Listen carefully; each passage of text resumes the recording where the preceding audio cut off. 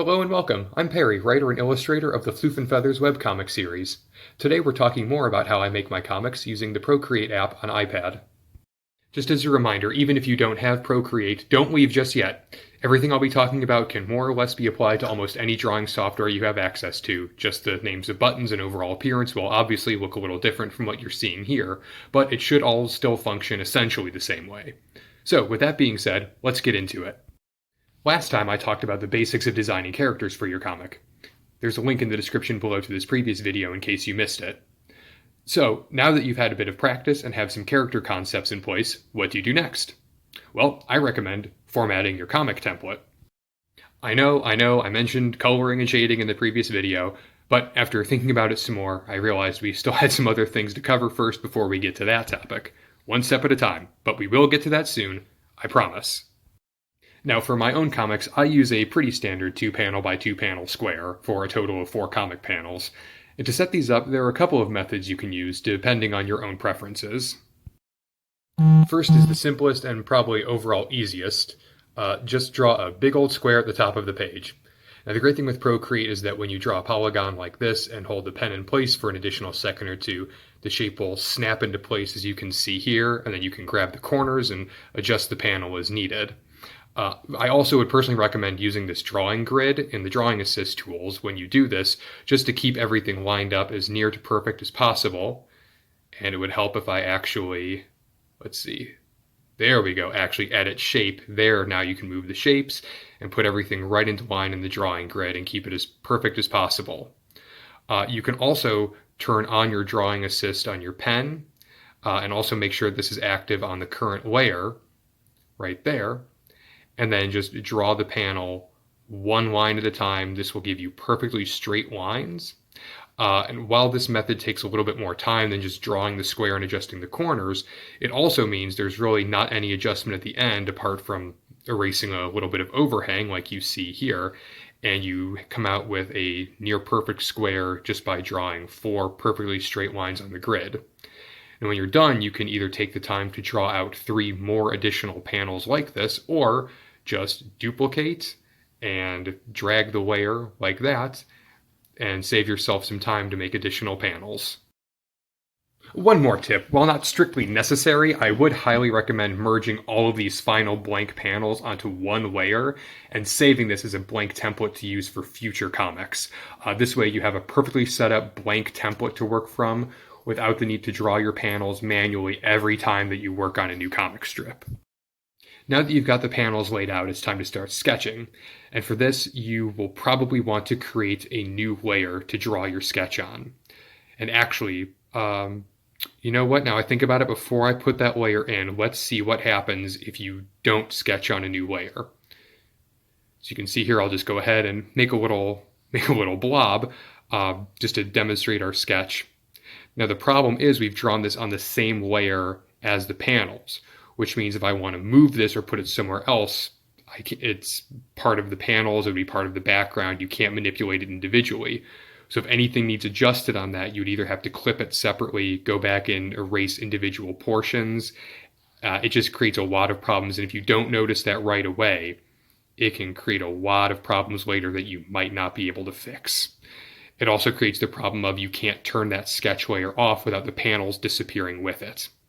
So when we sketch, we're going to start that new layer and draw strictly on that so that we don't mess up anything else on the template.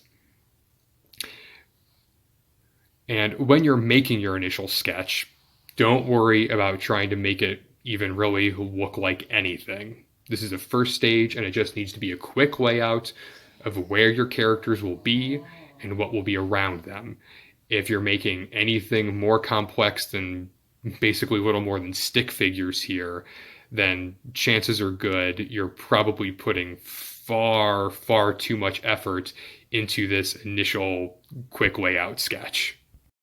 Once that initial quick scribble is complete, we're going to go ahead up here and add a new layer, and we're going to begin putting together the actual outline for what the comic will look like. We'll reduce the opacity on that initial sketch, just give ourselves some room to work. And for this, when you're working on this not final outline, but a more detailed sketch outline. You'll want to remember those features I talked about in my first video, the drawing grid here to keep straight lines, like the background walls straight. You'll want, because the idea of doing this more detailed sketch here is this is what you'll be tracing off of for the final outline of the comic. So even though we're not working in the black pen here, that will be the final outline, we want it to look as close to final as possible at this stage. Also, keep in mind as well, along with the drawing grids, I previously talked about using the symmetry feature for things like faces and basic body shapes.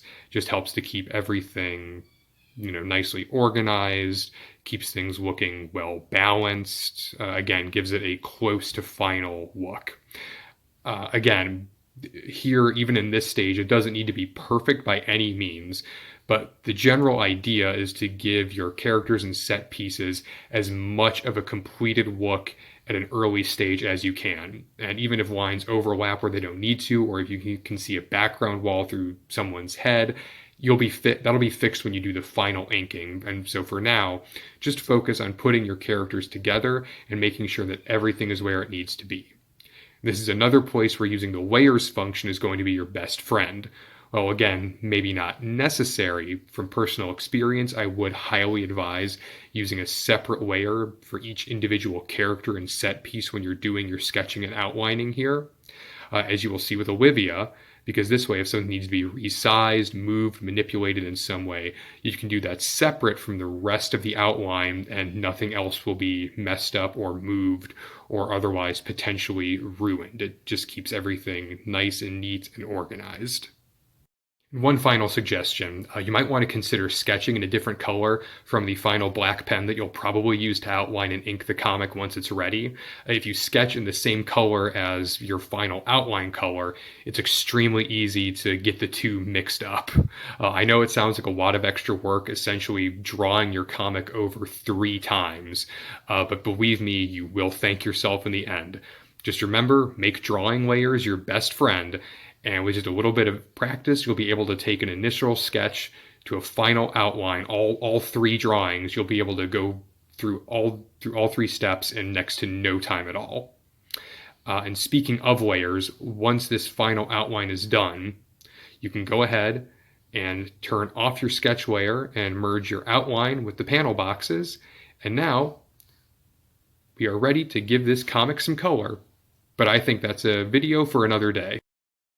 If you enjoyed this video, then why not tap the subscribe button or give me a thumbs up? It truly does help my channel so much.